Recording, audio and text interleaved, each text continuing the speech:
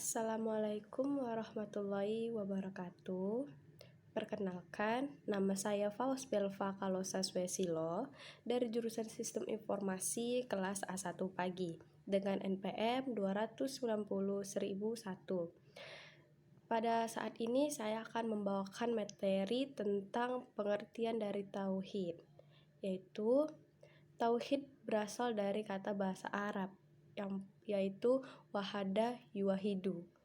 Tauhid artinya esa atau tunggal, atau mengesahkan Allah baik dalam perbuatannya, sifatnya, dan zatnya, atau lebih sering dibilang atau dikenal membenarkan, melafazkan dengan lisan, dan membuktikan dengan perbuatan.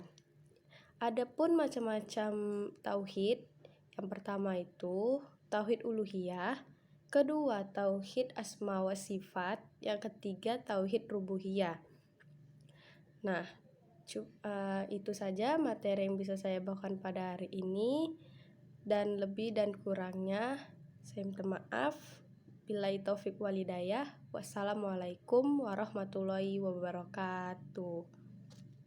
Assalamualaikum warahmatullahi wabarakatuh. Nama saya Muhammad Ridho Ritonga, NPM 200901005. Di sini saya akan membahas tentang bukti adanya Allah Subhanahu wa taala. Bukti yang pertama itu adalah alam semesta. Apa tujuan diciptakan alam semesta? Yaitu untuk membuktikan bahwa Allah itu maha kuasa dan untuk membuktikan adanya keberadaannya. Di dalam surah Al-Anbiya ayat 30 mengatakan bahwa apakah orang-orang kafir tidak mengetahui bahwa langit dan bumi keduanya dulunya menyatu, dan kami jadikan segala sesuatu yang hidup berasal dari air, maka mengapa mereka tidak beriman? Kedua bukti adanya Allah yaitu Al-Quran yang ditegaskan dalam surah Al-An'am ayat 102 yang artinya, itulah Allah Tuhan kamu, tidak ada Tuhan selain Dia, pencipta segala sesuatu. Maka sembahlah Dia dalam pemeliharaan segala sesuatu. Maka kamu janganlah sekali-kali mencari keberadaan atau mencari-cari bagaimana itu Allah. Kita cukup meyakini Allah itu ada dan kita cukup mengamalkan perintahnya. Kurang lebih saya mohon maaf. Assalamualaikum warahmatullahi wabarakatuh.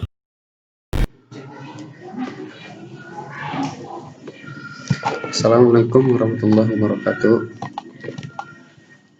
Perkenalkan, nama saya Wanda Rajali Zahar dengan NPM 200901004. Langsung saja ke pembahasan. Kita kali ini akan membahas ilmu tauhid. Nah, ilmu tauhid merupakan ilmu yang wajib dipelajari dalam Islam.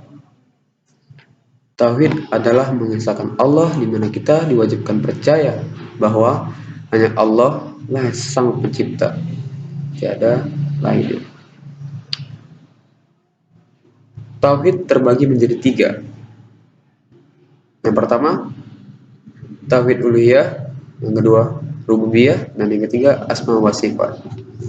Nah, saya tidak akan membahas ketiga-tiganya, tapi saya hanya mengambil satu, yaitu tauhid rububiyah. Tauhid rububiyah atau yang kita kenal dengan mengesahkan Allah Subhanahu wa taala sebagai satu-satunya sang pencipta, satu-satunya pemberi rezeki dan pengatur alam semesta.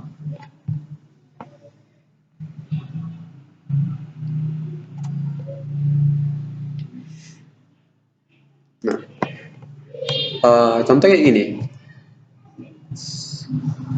kita percaya Allah yang mampu menciptakan. Menciptakan apa?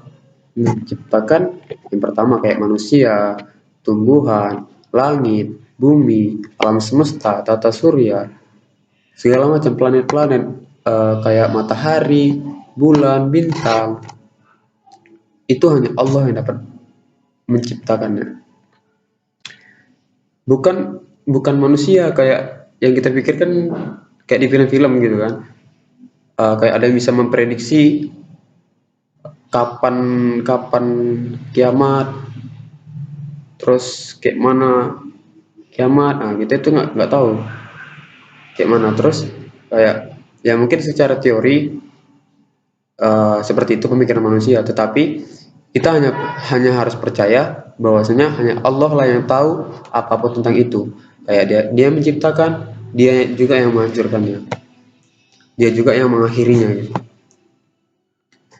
Sebagaimana firman Allah Subhanahu wa taala dalam surah Al-Mu'minun ayat 86 sampai 89 yang artinya, katakanlah, siapakah Rob langit yang 7 dan Rob ars yang besar?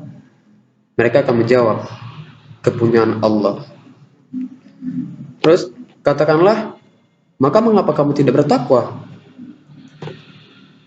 Terus katakanlah, siapakah yang di tangannya berada kekuasaan atas segala sesuatu, sedangkan dia melindungi dan tidak ada yang dapat dilindungi darinya, jika kamu mengetahuinya. Terus mereka menjawab, kepunyaan Allah. Terus katakanlah, kalau demikian, maka dari jalan manakah kamu ditipu? Quran surah Al-Mu'minun ayat 86 sampai 89. Dalam firman lainnya, Allah juga berfirman dalam surah Al-A'raf ayat 54. Ingatlah, yang artinya ingatlah, menciptakan dan memerintahkan hanyalah hak Allah, Maha Suci Allah, Rabb semesta alam. Nah, dari ayat tersebut kita bisa lihat bahwasanya tidak ada zat yang mampu menciptakan alam semesta. Bahkan sebuah biji yang paling kecil pun Allah yang menciptakannya. Tidak ada makhluk yang lain.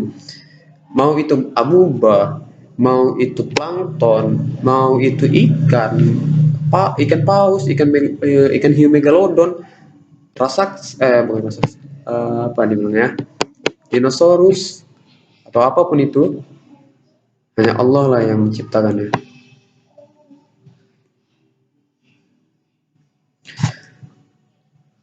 Nah, di sini Allah juga berfirman dalam surah Al-Fatir ayat 13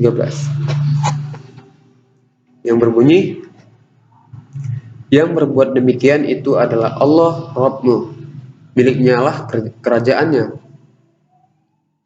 dan orang-orang yang kamu seru sembah selain Allah tiada mempunyai apa-apa walaupun setipis kulit ari.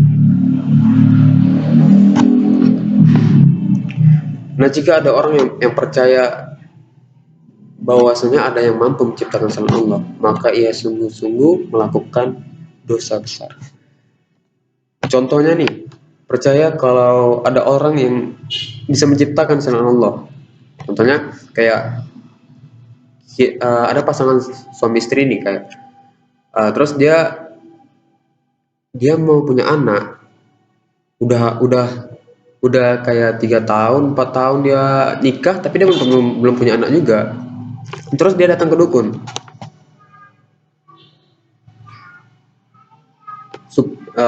tujuan dia datang ke dukun ini supaya dia tuh dapat anak. Nah, dan itulah yang dikatakan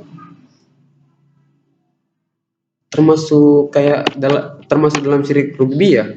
Karena apa? Karena dia percaya bahwasanya dukun itu yang bisa buat dia dapat anak gitu. Lebih kurang seperti itu lah.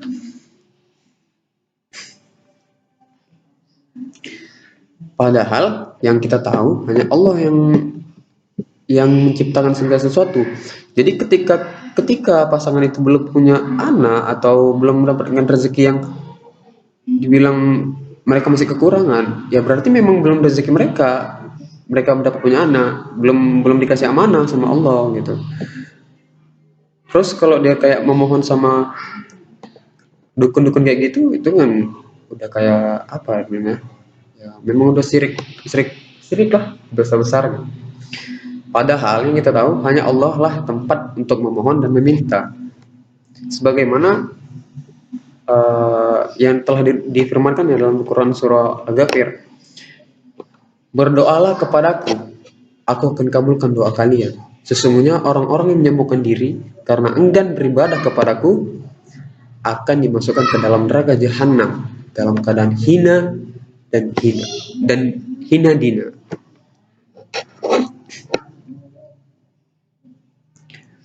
Yang kedua contohnya lagi, percaya Allah yang mengatur semuanya. Nah, kalau kita mempelajari tentang tauhid rububiyah, kita juga mempelajari percaya bahwasanya Allah yang mengatur semuanya. Mengatur apa? Mengatur seluruh isi alam semesta. Jadi nggak ada yang mampu mengatur itu semua. Kayak perputaran tahun, terus bumi mengitari matahari, terus bulan mengitari bumi. Nah itu yang ngatur hanya Allah, dan nggak ada yang bisa ngatur lagi selain Allah.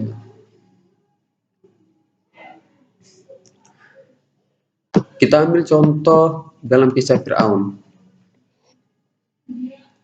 Salah satu contoh nyata, ia mengingkari Allah Subhanahu wa taala.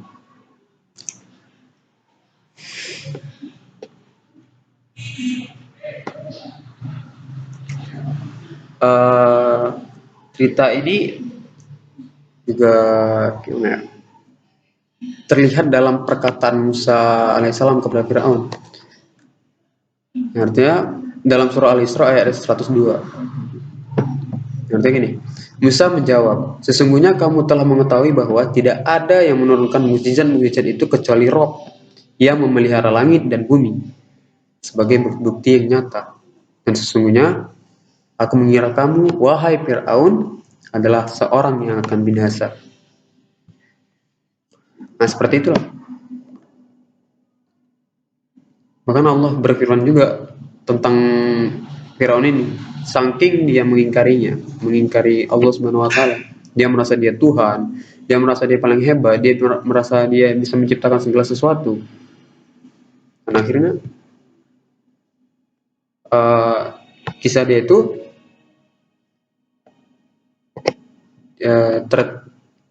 tertanam gimana ya? Tertulis di Al-Qur'an. Dan Allah pun berfirman terakhir.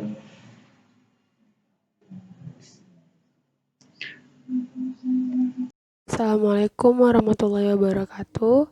Saya Nadia Putri Haliza, saya dari kelompok 1 dan ingin membahas tentang Tauhid Uluhiyah. Tauhid Uluhiyah adalah mengesahkan seluruh untuk ibadah kepada Allah seperti berdoa, meminta, tawakal, takut, berharap, menyembelih, bernazar, harapan dalam cinta, dan selainnya dari jenis-jenis ibadah yang telah diajarkan oleh Allah dan Rasulullah. Makna Tauhid Uluhiyah adalah mengesahkan Allah Ta'ala dalam beribadah dalam ketundukan dan ketaatan secara mutlak. Oleh sebab itu tidak diibadahi kecuali Allah semata dan tidak boleh persekutukan dengannya sesuatu apapun baik di langit dan di bumi. Dan dengan itulah arti atau makna dari Tauhid Uluhiyah. Assalamualaikum warahmatullahi wabarakatuh. Nama saya Alpi Ramanda. Nomor NPM saya 2009-010006. Di sini saya akan menjelaskan tentang pengertian dari Tauhid al-Asma was Sifat, yaitu tauhid dengan cara menetapkan nama dan sifat Allah sesuai dengan nama yang sudah Allah tetapkan bagi dirinya, dan kita di sini sebagai makhluknya. Kita diwajibkan mengimani nama-nama dan sifat-sifat yang dimiliki oleh Allah tersebut, dan menafikan nama dan sifat yang Allah nafikan dari dirinya dengan tanpa tahdid dan tanpa tahyif. Hal ini terdapat pada Al-Quran yang berbunyi, hanya milik Allah nama yang husna, maka memohonlah apapun itu dan dengan menyebut nama-namanya tersebut. Sekian dari saya. Wassalamualaikum warahmatullahi wabarakatuh.